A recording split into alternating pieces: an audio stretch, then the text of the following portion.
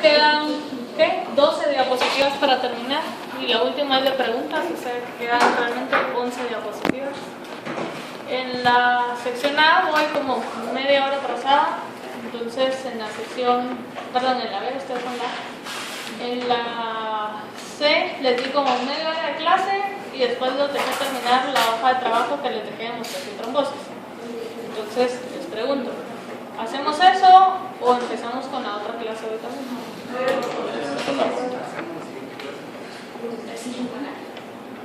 ¿Solo media hora? ¿Empezamos la otra? No, vamos adelante, por eso queremos esperar. No, vamos adelante, por eso les digo, la sección que va atrasada es la B, que va atrasada como media hora. Yo preferiría esperar, pero si quieren seguir con la otra clase, vamos a llegar. Yo no sé que nosotros. ¿Alguien que quiera empezar la otra clase de una vez? Va. El contenido parcial ya se los dije ayer, son como 7 capítulos más o menos, ¿sí? Se los digo para que empiecen a leer, pero realmente de esos 7 capítulos, 4 son capítulos así bien light, entonces no me preocupa, ¿sí? Que sean 7. ¿Cuáles son los likes? Los light son el de Harvey, los 2 de Baines y el de Marx. Los que usted ha dado. Los que yo he dado. ¿Y quién tiene esos? Los tienen Mónica. Ay, órale. Miren que lo que hacen las otras secciones se organizaron de tal forma que alguien le escanea el capítulo al resto de la clase, ¿sí? Entonces, a las personas a las que yo les dejo el capítulo es porque le va a sacar copia y se las manda en Dropbox o algo así al resto de la clase, ¿sí? Se los digo porque tal vez la forma más fácil es contactar a las personas de las otras secciones que les compartan el archivo, ¿sí? Yo no creo que esté de más compartirlo a alguien que esté fuera de la clase, por si les quieren hablar, ¿sí? De repente, y así ya solo trae un capítulo y se lo sube a todo bioquímica, pues sería más fácil. Pero se los digo para que todos tengan acceso al capítulo y les digo que son los 7 capítulos para que los empiecen a leer, ¿sí? Porque si un día, un fin de semana antes no les va a dar tiempo, ¿sí? No les va a dar tiempo porque es un montón. Yo esperaría terminar la clase. Además, acuérdense que la parte de electrolitos les dije que la iba a sacar de otro capítulo también, ¿sí? La clase de electrolitos tiene como 94 diapositivas, ¿sí? Entonces, yo esperaría quedarnos en esa clase y no empezar gases. Si no empezamos gases, son 6 capítulos los que tienen que leer, ¿sí? Pero depende cómo vayamos avanzando, yo les digo hasta dónde llegamos. Pero los que ya vimos, fijo, entran, ¿sí? Va. Entonces, ayer estuvimos hablando del agua, de las características que tenía, cómo formaba los puentes de hidrógeno, cómo habían donadores, aceptores de hidrógenos, cómo las cargas, podían haber cargas netas, cargas parciales, y que tenían diferente magnitud y que tenían diferente fuerza. Vamos a hablar ahorita de la capacidad que tiene el agua para solvatar, porque realmente todo lo que está dentro de una célula está siendo solvatado. Y eso al final lo que hace es reducir las velocidades de difusión. Entonces el agua puede actuar y disolver otros compuestos polares y compuestos que se ionizan. ¿Se recuerdan? Ayer decíamos lo semejante disuelve a lo semejante. O sea, para que el agua pueda disolver necesitamos que sea una molécula polar. La molécula polar puede tener cargas netas o puede tener cargas parciales. Si tiene deficiencia de electrones, tiene cargas netas positivas y por lo tanto es un catión. Si tiene ganancia de electrones, tiene cargas negativas y por lo tanto es un anión, ¿sí? ¿Qué carga era más fuerte? ¿Las cargas netas o las cargas parciales? Netas, quiere decir que yo voy a necesitar muchas cargas parciales para poder compensar una carga neta, ¿sí? Entonces, recordar, signo opuesto se traen, mismo signo se repelen, ¿sí? La polaridad del agua permite que los átomos negativos de oxígeno de las moléculas de agua se orienten hacia cationes de los electrolitos y los átomos positivos de hidrógeno se orientan hacia los aniones. O sea, si la molécula tiene cargas positivas, negativas o parciales positivas o parciales negativas, diferentes partes del agua se van a ir orientando para poderla solvatar, ¿sí? Entonces el ejemplo es un cristal de sal que se va a ir disolviendo en agua. Ustedes saben que la sal está formada por sodio y cloro, y que el sodio es un catión y que el cloro es un anión porque tienen cargas positivas y negativas netas respectivamente, ¿sí? Cuando están en cristal es una forma ordenada, donde los enlaces no son covalentes, sino que son interacciones carga-carga, ¿sí? En este caso, la forma más ordenada empieza a disolverse en presencia de agua. Quiere decir que si nosotros le agregamos agua a esta solución, el agua va a empezar a secuestrar ion por ion. Quiere decir que el agua va a ser como muy paciente en ese sentido. Decíamos que una carga neta era más fuerte que una carga parcial. Quiere decir que para que se pueda dar ese secuestro, yo voy a necesitar muchas cargas parciales orientadas a una carga neta. Entonces, básicamente, es eso lo que ocurre. Si se fijan, todos los átomos de oxígeno que tienen cargas parciales negativas están orientados hacia el catión. Y todos los átomos de hidrógeno que son parciales positivas están orientadas hacia el anión. ¿Sí se los dije bien al principio? ¿Sí? Negativo, las negativas hacia el catión y negativas hacia y positivas hacia la anión, ¿sí? Va. Entonces, acá, si ustedes agarraran un cubito de zinc, por ejemplo, que estuviera cristalizado y lo meten en una botella de agua y no lo mueven y lo dejan ahí, con el tiempo ustedes van a ir viendo que el cristal se va disolviendo, ¿sí? El cristal se va deshaciendo cada vez menos, pero para eso tienen que pasar días, ¿sí? Porque el agua va a ir rompiendo enlace por enlace.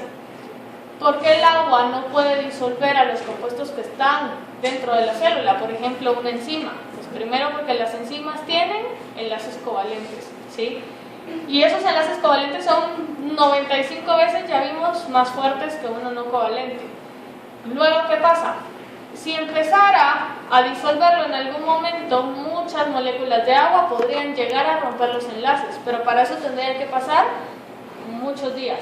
Y si se recuerdan, la vida media promedio de una enzima, por lo menos en el hígado, era menor a un día. Quiere decir que la enzima primero se degrada antes de que pueda ser como destruida por el agua, ¿sí? Y eso es mucho lo que pasa en la célula. Entonces acá al final decimos que las atracciones hacen que los iones sodio y cloruro en la superficie del cristal se disocien entre sí y que el cristal pueda comenzar a disolverse, ¿sí? La disolución entonces básicamente es deshacer el cristal, que vaya quedando de uno en uno hasta alcanzar el punto de saturación, que sería cuando todas las moléculas de agua estuvieran formando las esferas de solvatación.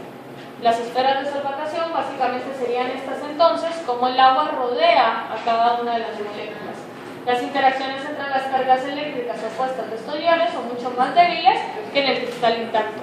Es importante que se mantenga la esfera de solvatación, porque si moléculas de agua se empiezan a perder o se empiezan a desprender, ¿qué pasaría? El sodio se volvería a juntar con el cloro y se volvería a formar la sal, ¿sí? Quiere decir que la esfera de solvatación es como una capa impermeable que impide que estos dos se vuelvan a juntar, ¿sí? Cuando una molécula está así, se dice que la molécula está solvatada o que la molécula está hidratada. Y esto entonces está formando una esfera de solvatación, que era el compuesto rodeado completamente por moléculas de agua. Para que las moléculas de agua puedan disolverlo, el compuesto tiene que ser polar, ¿sí? Entonces acá está, toda molécula polar va a exhibir una tendencia a solvatarse. Y esto va a depender de la cantidad de grupos polares que tenga una molécula. Mientras más grupos polares tenga la molécula va a ser más soluble, ¿sí? ¿Cómo poder ver si una molécula es polar o polar? Pues bueno, si tiene grupos que puedan formar puentes de hidrógeno va a ser polar, mientras más tenga va a ser más polar. Si tiene cargas netas, positivas, negativas, va a ser polar, porque ya vimos que aniones y cationes forman esferas de solvatación.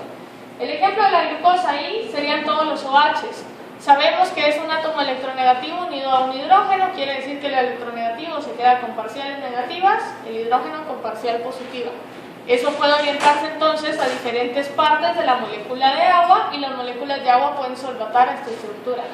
Si vemos a los aminoácidos o lactato, por ejemplo, que tienen ahí cargas netas, pueden generar más fácil todavía las esferas de solvatación, porque son cargas más fuertes donde más moléculas de agua pueden empezar a rodearlas, ¿sí? Quiere decir que básicamente todo lo que forme puentes de hidrógeno y todo lo que tenga cargas netas van a ser moléculas polares, ¿sí? Bueno, en condiciones celulares el comportamiento de los solutos en el citoplasma es distinto de que si todos los solutos estuvieran en agua.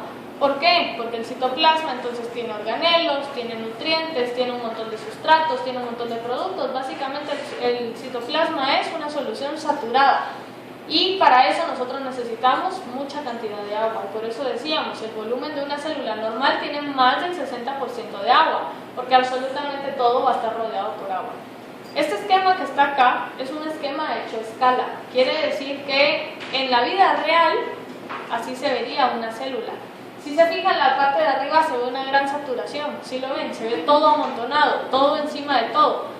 Eso es el hacinamiento molecular del que hemos estado hablando en clases anteriores. Entonces está acá.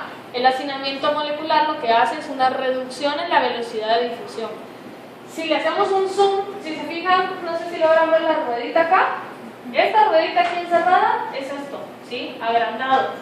Cada una de las moléculas que aquí ni se ve está rodeada por, ven todos esos puntitos celestes, son moléculas de agua. Y era lo que platicábamos antes, que cada espacio, cada volumen dentro de la célula está ocupado por agua, ¿sí? Todo lo que sobra se rellena con agua. Si empiezo a meterle más agua a esta célula, la célula va a crecer. Si le quito agua a la célula se va a encoger y así sucesivamente, porque va a ir perdiendo volumen. Entonces, ¿qué quiero que vean? Que todo ahí está con esferas de solvatación. O sea, si se fijan, esto está solvatado porque está rodeado de agua. Esto está solvatado porque está rodeado de agua, esto, todo, ¿sí? Al final la reducción en la velocidad de difusión consiste básicamente en que, si yo dijera que esto es sustrato de esta enzima, por ejemplo, vean todos los enlaces de agua que tienen que romper para poder llegar a su enzima, ¿sí? Todos esos puentes de hidrógeno que se deben de ir formando y que se deben de ir rompiendo para llegar al sitio activo y que la reacción pueda darse. Eso asumiendo que seguimos en el mismo circulito, pero ¿qué pasa si el sustrato está acá, pero la enzima está por acá? ¿Sí? La velocidad de difusión va a ser todavía menor. Viendo esto así, uno pensaría que los procesos dentro de las células son muy lentos, ¿sí? Que se requeriría demasiada energía para romperlo todo. Sin embargo, aquí es donde entra todo lo que hablábamos ayer. Los puentes de hidrógeno duran una millonésima parte de un segundo. Quiere decir que se van a formar y se van a romper muy rápido. Quiere decir que inmediatamente puede irse moviendo, ¿sí? Va a haber como más fluidez por ser el agua, el solvente celular. Bueno, el agua a la vez es un reactivo que interviene en muchos procesos bioquímicos. Era lo que decíamos ayer, separar el agua que está siendo solvente del agua que está siendo reactivo. El agua puede ser reactivo en las reacciones de condensación, de hidrólisis y de oxidorreducción. Condensación serían las hidrataciones, las hidrólisis serían las rupturas por agua y las reacciones de oxidorreducción sería, por ejemplo, fotosíntesis, donde el agua es el donador de electrones, ¿sí? Bueno, otro de los enlaces que íbamos a ver era la hidrofobicidad. Decíamos que la hidrofobicidad era la única que no era electrostática. Quiere decir que únicamente va a ser por asociación. Quiere decir que fuerzas de Van der Waals son las que predominan acá, ¿sí? Las moléculas de agua excluyen a las sustancias no polares forzándolas a asociarse entre sí. ¿Qué quiero que vean? Que el agua va a generar una presión sobre la molécula polar para obligarla como a excluirla. A mí me gusta plantearles esto como que el agua le hace bullying a la molécula no polar, ¿sí? La empieza a fastidiar, la empieza a molestar hasta que se junta y se esconde, hasta que se va, ¿sí? Las moléculas anfipáticas son cadenas hidrofóbicas de al menos 12 átomos de carbono de longitud y un extremo iónico polar. Si se recuerdan, cuando vimos lípidos decíamos, para que sea hidrofóbico tiene que tener más de 12 carbonos, porque si tiene menos de 12 carbonos es una molécula polar, ¿sí? Se recuerdan que el punto de fusión iba cambiando según la longitud de la cadena y todo lo demás, ¿sí? Va, entonces, la formación de micelas minimiza la superficie de contacto entre las dos sustancias. Las colas no polares se asocian entre sí en el centro de la estructura y este efecto de exclusión se llama efecto hidrofóbico. O sea, el efecto hidrofóbico es la presión que ejerce el agua sobre la molécula polar para que se forme la micela, ¿sí? Entonces, aquí lo podemos ver con un poco más a detalle. Está la molécula polar solita, ¿sí? ¿Y qué pasa? El agua se empieza a ordenar alrededor de la molécula polar. Empieza entonces a tocar toda la superficie de contacto y por eso les decía, es como hacerle bullying a la molécula polar, ¿sí? La empieza a molestar porque esto genera un estrés energético muy alto. Entonces, la forma de solucionar el estrés energético es que se asocien estas entre sí y si se fijan, por lo menos en la de en medio, el estrés disminuyó, ¿sí? Y en esta ya solo tiene estrés como de un lado pero no del otro. Entonces la forma más fácil es formar la micela para que la micela excluya por completo las moléculas de agua. Tienen que ser compuestos anfipáticos para dejar a las cabezas polares como de las relaciones exteriores, afuera, ¿sí? Que se entiendan las cabezas polares con el agua porque se llevan bien. Todo lo demás queda libre de agua adentro y el estrés energético entonces disminuye, ¿sí? La formación de micelas favorece lo que se conoce como solubilización. La solubilización es completamente diferente a lo que era la disolución. Si se recuerdan, la disolución era lo que estuvimos hablando hace un rato. La ruptura de esos cristales, cómo la molécula de agua va rompiendo y va secuestrando átomo por átomo. La solubilización es la suspensión de compuestos no polares en agua por su incorporación a las micelas. O sea, el compuesto no polar no se está deshaciendo. Así como está, lo estoy introduciendo dentro de la micela. Sería, por ejemplo, si yo le agregara a esta solución de agua un compuesto polar que no fuera anfipático, el agua va a generar el mismo estrés que genera aquí alrededor. La diferencia es que la salida no es formar una micela porque no es anfipático. La salida va a ser esconderse dentro de la micela. La micela va a ser como el escondite de esa sustancia apolar de todo el estrés que el agua pueda generar. ¿Se entiende? ¿Sí? Más o menos así es como actúan los jabones, los que tienen ese poder arrancagrasa, ¿sí? ¿Cómo lo hacen? El jabón forma micelas. La parte hidrofílica sería la que se solubiliza en agua, la que permite al jabón hacer espuma y todo lo demás. La parte de adentro del jabón es la micela, en donde la grasa se va a incorporar. La grasa no se deshace, solo está siendo arrancada, ¿sí? Solo se está incorporando dentro de la micela. Después ustedes le echan agua y la parte polar, hace que se lave esa micela. ¿Sí se entiende? ¿Sí?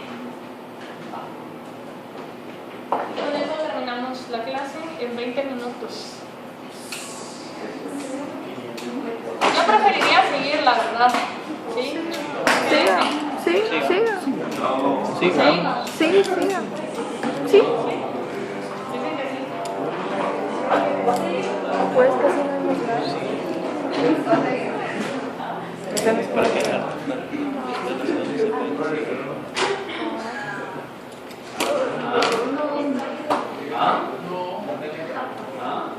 Sigamos y salimos unos 10 minutos antes y sería como que estos 40 minutos se los voy a fraccionar en 4 días saliendo 10 minutos antes. ¿Qué les parece? ¿Sí? Así sientan menos pesadas las otras clases. ¿Sí? Va. Entonces, lo que vamos a empezar a ver ahorita es cómo el agua va a ir modificando volúmenes y modificando espacios dentro de cada compartimento celular. Siempre con las propiedades de disolución, la formación de puentes de hidrógeno y todo lo demás, ¿sí? Entonces acá nosotros decimos que el agua es un constituyente esencial en el cuerpo humano. Ya habíamos dicho que representaba aproximadamente el 60% del peso de una persona. O sea, lo que ustedes pesan por el 60%, esa es la cantidad de agua que ustedes tienen en total. Más o menos un adulto estándar de 70 kilogramos, que vendrían siendo que como 150 libras, tiene aproximadamente 42 litros de agua, ¿sí? O sea, en total. El resto del peso ya sería el peso seco, ¿sí? Entonces acá el porcentaje de agua total varía con la edad, el sexo y el grado de obesidad. Mujeres, por lo general, tenemos una tendencia como a acumular grasa en ciertas áreas, ¿sí? Esa acumulación de grasa favorece la pérdida de agua y por eso les dicen, si tienen mucha celulitis tomen mucha agua, porque entonces la grasa ya no se deposita, supuestamente. Entonces acá lo que nosotros vemos es que mientras más obesa sea una persona, menos porcentaje de agua tiene. Entonces en teoría un hombre tiene más cantidad de agua que una mujer, por ejemplo, ¿sí? Con la edad también varía. Los bebés, no sé si los han tocado, son como turgentes, así como que los tocan y... ¿Sí los han sentido? Sí. Porque su contenido de agua en cada una de las células es más alto. Los bebés tienen un porcentaje de 70, 80, por ejemplo. Entonces, si se fijan ahí, conforme vamos creciendo, la edad va afectando la cantidad de agua. Cuando van envejeciendo, las arrugas van haciendo que se pierda esa turgencia que inicialmente teníamos, que por lo general es por pérdida de agua, ¿sí? Entre otro montón de cosas. El envejecimiento suele asociarse asociarse entonces a un aumento de grasa, y cada vez que aumente grasa va a haber pérdida de agua, ¿sí? Porque la grasa lo que va a hacer es, si lo vemos como el efecto hidrofóbico, la grasa lo que va a hacer es excluir a todo el agua de la célula. Quiere decir que la célula mantiene el volumen, pero pierde agua, ¿sí? Entonces, si decimos que tenemos el 60% de agua, quiere decir que el 40% es de sólidos. De ese 40% de sólidos, más del 90-95% solo es de átomos de carbono, o sea, para que se imaginen. Y luego de este 60% lo vamos a dividir en los líquidos que son básicamente los compartimentos celulares, o sea, dentro de la célula y fuera de la célula. Agua dentro es el líquido intracelular, agua afuera es el líquido extracelular. De todos estos, si se fijan, hay más agua dentro de la célula que fuera de la célula. De ese 60% del peso total de una persona, el 67% está dentro de una célula y el 33% está fuera de la célula, ¿sí? Aquí entonces entraría en la parte extracelular, entraría el líquido intersticial, el líquido extravascular y los líquidos transcelulares, que serían, por ejemplo, el humor vítreo del ojo, el líquido pericárdico, el líquido pleural, por ejemplo, el líquido, ¿qué otros líquidos hay? El líquido cefalorraquídeo, por ejemplo, ¿sí? Todos los otros líquidos que están como en menor porcentaje forman parte de los líquidos transcelulares. Entonces, básicamente, si se dan cuenta, ese 33% encima hay que dividirlo como en 10, 15 tipos de líquidos diferentes, el porcentaje va disminuyendo cada vez más, ¿sí? Entonces ahí está, líquidos transcelulares son los líquidos del espacio sinovial, peritoneal, pericárdico, gastrointestinal, cefalorraquídeo, o sea, todo lo demás que no sea extravascular e intersticial. Entonces, del líquido intracelular, más o menos habíamos dicho que forma el 28 litros más o menos de los 42, o sea, corresponde casi al 40% del peso total, ya no del el porcentaje este anterior, si se fijan, suma 100%, o sea, estamos diciendo el 100% de este 60%, ¿sí? Aquí los porcentajes ya los estamos manejando en base al 100% del peso total, o sea, donde va el peso seco, donde va ya el resto de líquidos. Luego el líquido extracelular sería un 20% del peso total, que correspondería a 14 litros. Entonces, imagínense, llevamos agua básicamente que por todos lados.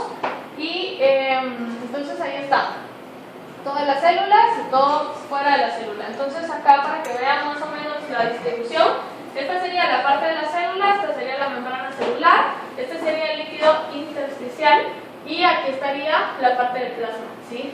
Entonces, estos son como los líquidos más importantes. Luego entrarían los transcelulares, que serían los que estén entre los compartimentos ya específicos, ¿sí? Bueno, la distribución varía según el tipo celular, o sea, no solo cambia con la edad, con el género, con todo lo demás que ya mencionamos, sino aparte, dependiendo del tipo de célula que sea, va a ir cambiando. Entonces, si se fijan, la sangre es la que más contenido de agua tiene. Luego vemos acá el cerebro, por ejemplo, y si se van dando cuenta, músculo es una de las células que menos contenido de agua tiene, ¿sí?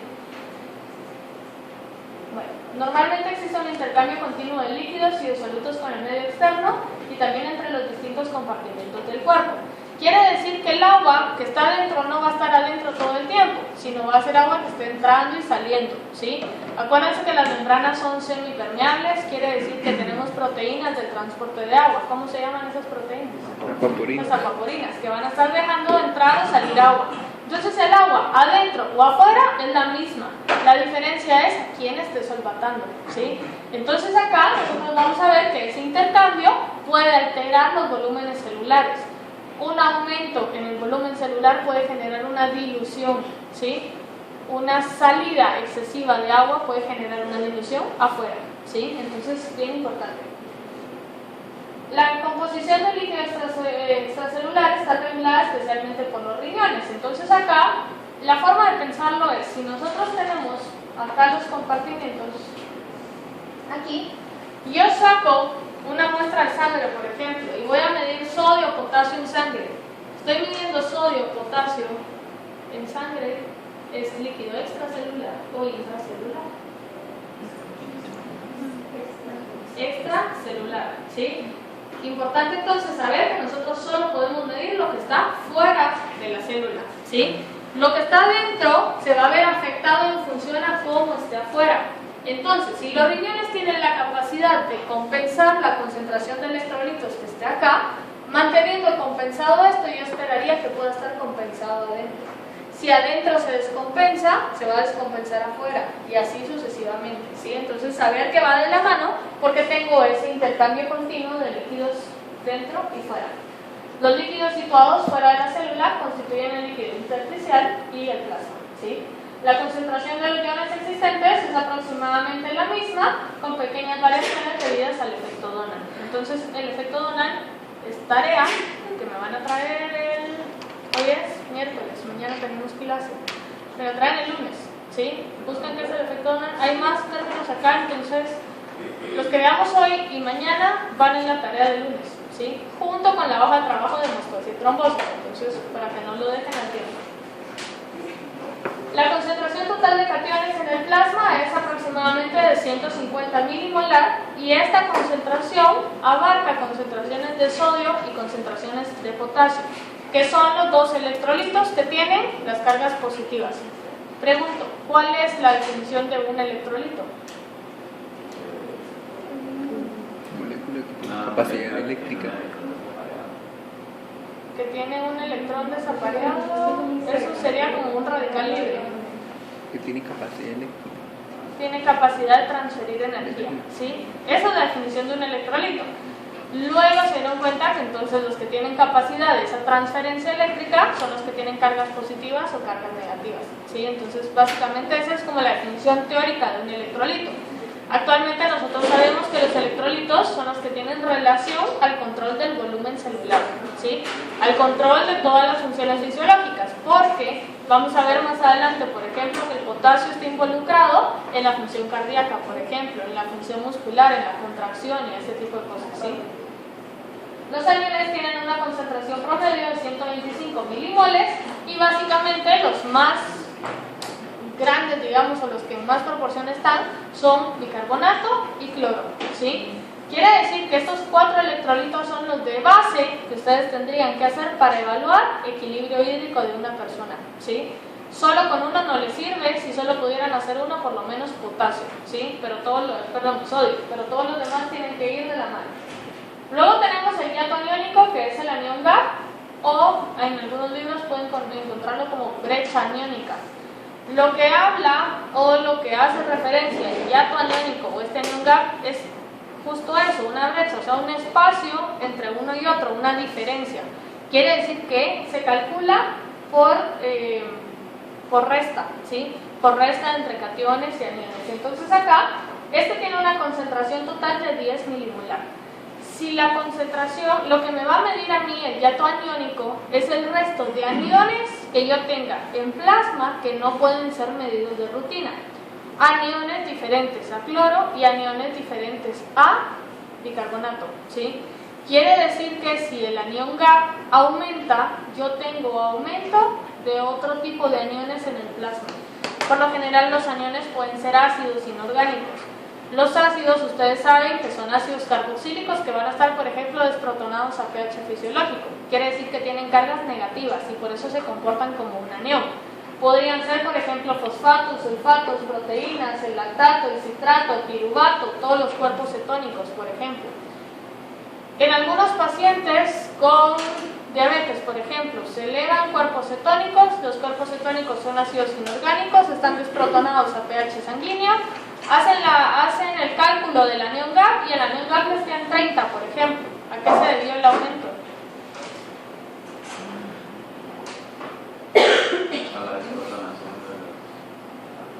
Al aumento en la concentración de los cuerpos cetónicos, ¿sí? Quiere decir que si los cuerpos cetónicos estuvieran en una concentración normal, la concentración de este hiato aniónico debería ser de 10 milimolar, ¿sí? Entonces, un aumento en el anión GAP, siempre y cuando los demás estén en condiciones normales, un aumento en el anión GAP siempre va a significar un aumento de cualquiera de estas cosas que les puse acá, ¿sí? Que no necesariamente necesitan medirlas para saber que van a estar elevadas. Le pueden echar la culpa a esto de entrada. El problema es si no saben si fue lactato, si fue piruvato, por ejemplo. Van a hacer una práctica la siguiente semana, creo, donde hacen, pero no esa, es que hablé con Jimena, ¿sí? Porque le dije que les cambié el programa, entonces ella también cambió su programa, pero no les ha avisado porque no nos hemos puesto de acuerdo todavía. ¿Puede llegar a haber disminución del anión gap? Podría disminuir el anión gap si algún otro anión aumenta, ¿sí? O sea, si tuviera concentraciones de cloro muy aumentadas, por ejemplo, o concentraciones de bicarbonato muy aumentadas. Por eso les digo, si están los otros en concentraciones normales, el aumento o la disminución se lo pueden hacer a esto, ¿sí? Bueno, entonces, el líquido intracelular está separado por el líquido extracelular por la membrana celular de cada una de las células, que saben que es selectiva, o sea, va a dejar pasar, o sea, entrar o salir a lo que ella quiera dejar entrar o salir. Ustedes saben que la membrana es permeable a moléculas polares pequeñas y sin carga. O sea, si tienen una molécula muy grande van a necesitar una proteína de transporte. Si tienen una molécula cargada van a necesitar un transportador. Entonces, como todos los electrolitos presentan cargas a pH fisiológico, todos necesitan transportadores para poderse mover, ¿sí? Y por eso es selectiva, porque va a dejar entrar y salir al electrolito que ella quiera. Entonces, no es permeable a los electrolitos del cuerpo. Entonces, ¿qué quiero que vean acá? Que yo estoy hablando de la concentración de sodio total, pero ¿en dónde tengo más sodio? ¿Adentro o afuera de la célula? Afuera. Quiere decir que yo esperaría que al momento de medir sodio en un paciente en sangre, porque acuérdense que lo que está afuera es lo que yo mido, ¿sí? Que cuando yo mida sodio esté entre 130 a 140 miliequivalentes, por ejemplo, ¿sí? Si yo mido potasio fuera de la célula, ¿cómo va a estar? Bajo, pero es normal que esté bajo de la célula. ¿Qué pasa si hay lisis celular? Va a estar adentro. Todo el potasio que está afuera va a salir. ¿Cómo va a estar la concentración plasmática? Alta, ¿sí?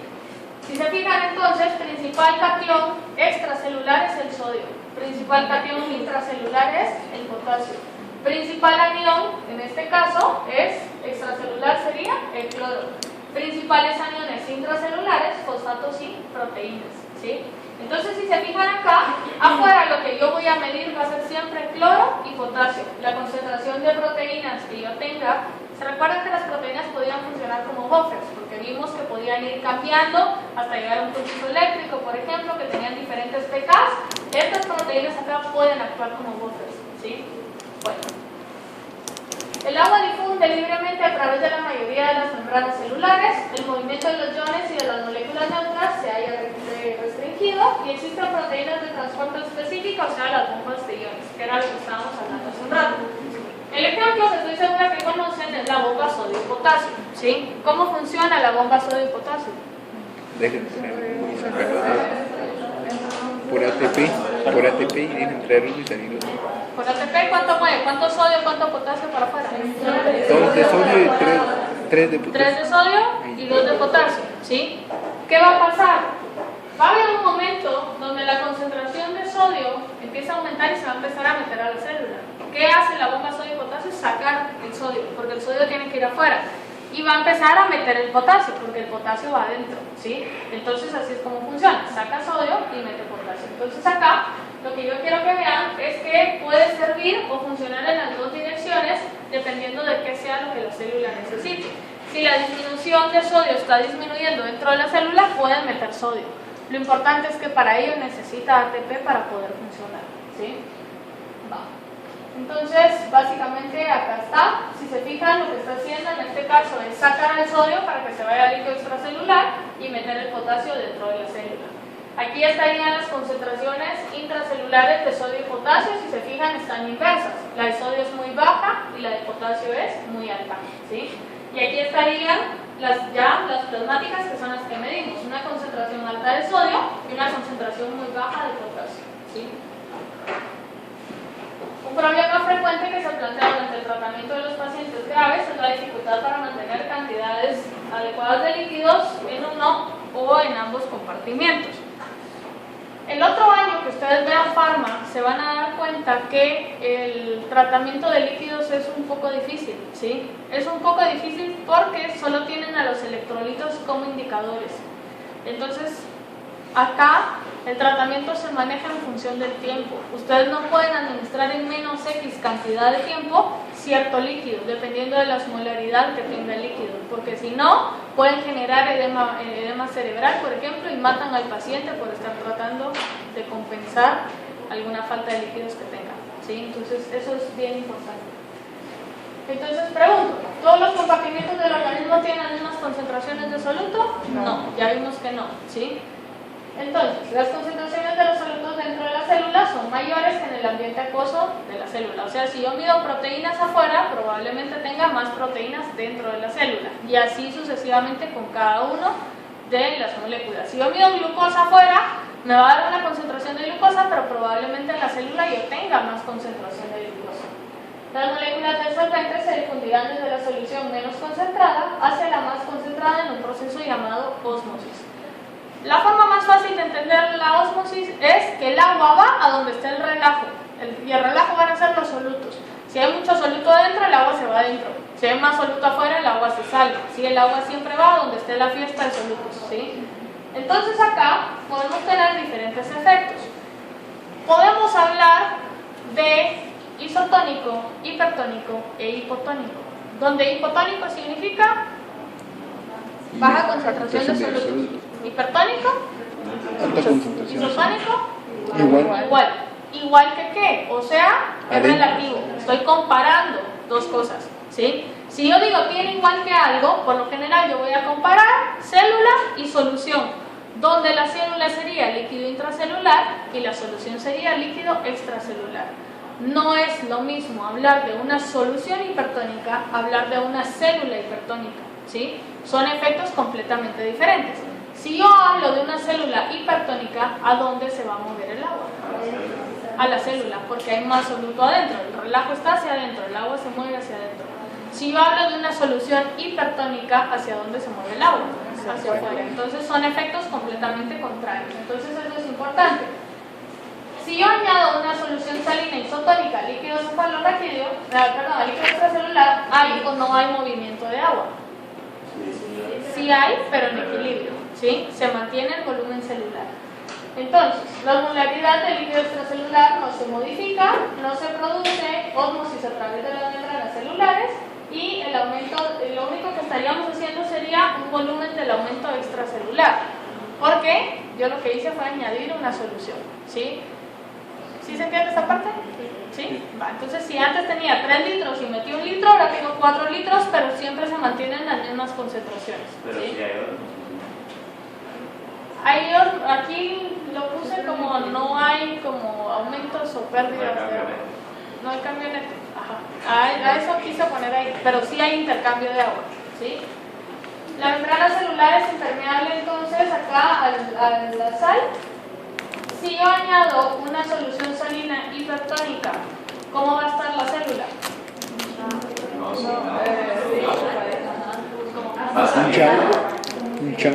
Le va a querer entrar Hipo, más. hiper o iso. La célula. La célula La célula hiper. está hipo, porque yo estoy poniendo la solución hiper, ¿sí? Entonces, ¿qué pasa? Tengo ahora más soluto fuera de la célula, más soluto en la solución. El agua, entonces, ¿qué va a hacer? Va a salir de la célula. Entonces, la célula se encoge, ¿sí? Aumenta la osmolaridad extracelular y se produce ósmosis, o sea, salida del agua de las células hacia el líquido extracelular. Y el resultado final es un aumento del volumen y un descenso del volumen intracelular, porque el agua salió, por eso se encoge, ¿sí? Si se añade solución salina hipotónica, ¿cómo está la célula? Inicialmente. En concentración de solutos, inicialmente, ¿cómo está? Hipertónica, ¿sí? Entonces, en este caso, yo le añado la solución y la célula se hincha porque tiene más soluto adentro, quiere decir que el soluto entra a la célula ahora. La osmolaridad del líquido extracelular disminuye, la parte del agua del líquido extracelular difunde al interior de las células hasta que los compartimientos intra y extracelular tienen la misma osmolaridad. Entonces, lo importante acá es ver que inicialmente se va a hinchar, pero en el momento en que se hinche, yo estoy generando una dilución en la célula, ¿sí? Esa dilución entonces va a favorecer que cuando se dé este cambio, afuera va a haber ahora más concentración. Entonces, ¿qué va a pasar? Todo el agua que entró va a empezar a salir hasta el momento en que llegue al equilibrio. Y llegamos al equilibrio isosmótico. Y por eso les decía, cuando ustedes añaden agua muy rápido a la célula, pueden causar edema cerebral. Tienen que irlo como fraccionando para que pueda darse ese equilibrio isosmótico antes de que ustedes sigan añadiendo más soluciones. ¿Sí? Los volúmenes intra y extracelular aumentan, el intracelular aumenta más a como estaba inicialmente. ¿Sí? Bueno, para poder evitar ese flujo de solutos y solventes adentro, afuera, existe el mecanismo de defensa de la célula que sería la presión osmótica. La presión osmótica sería entonces la fuerza que ejercen los solutos dentro para evitar la ósmosis hacia dentro de la célula. Entonces decimos, él se encarga de evitar ese flujo de solventes y depende de la concentración molar total de soluto y no de su naturaleza química. Si yo hablo, por ejemplo, de glucógeno versus glucosa, ¿qué tiene más glucosa? El glucógeno. Pero si yo hablo de 1 molar de glucógeno y 1 molar de glucosa, ¿qué tengo más? Tengo lo mismo, ¿sí o no? ¿Sí? Estamos hablando de la naturaleza molar total, en cantidades cuánto tengo. En palabras simples, es el mecanismo que utiliza la célula para babosearse al agua que está afuera, ¿sí? Y decir, ¿por qué querés entrar si únicamente tengo 1 mol de glucógeno? Aunque eso implique 50.000 residuos de glucosa, ¿sí? Entonces, la polimerización es una de las técnicas que tiene la célula para evitar de que a pesar de que yo tenga más proteínas, que yo tenga más glucógeno, que yo tenga más de todo dentro de la célula, para evitar que el agua quiera estar todo el tiempo entrando, ¿sí? Entonces, acá está. Las células condensan muchas moléculas individuales en macromoléculas. Si yo tengo el glucógeno acá 1 molar, voy a seguir teniendo 1, aquí yo tenga 1 molar de glucosa, que pueden ser muchas glucosas simples, ¿sí? Si yo despenicara todo el glucógeno en unidades de glucosa simple, probablemente la célula estallaría por una concentración muy elevada de glucosa, ¿sí? ¿Qué pasa con algunos pacientes, por ejemplo, diabéticos? La concentración sanguínea de glucosa es muy alta. Quiere decir que la osmolaridad plasmática aumentaría. Muchas células van a liberar el agua para compensar, tratar de compensar esa osmolaridad plasmática, ¿sí? Entonces al final el volumen extracelular va a estar aumentando, mientras que el intracelular estaría disminuyendo, ¿sí? Bueno, para mañana una tarea que no me entregan, solo lo buscan, diferencia entre osmolaridad y osmolaridad y cómo calcular los equivalentes de una molécula, ¿sí? Moles de soluto partido litros de solución y milimoles, equivalentes de soluto partido litros de solución, algo así. ¿Qué cosa? La molaridad es moles de soluto partido litros de solución y la molaridad es equivalentes de soluto partido litros de solución. Está haciendo un osmolaridad como no era chino, aunque yo no es una osmolaridad chino.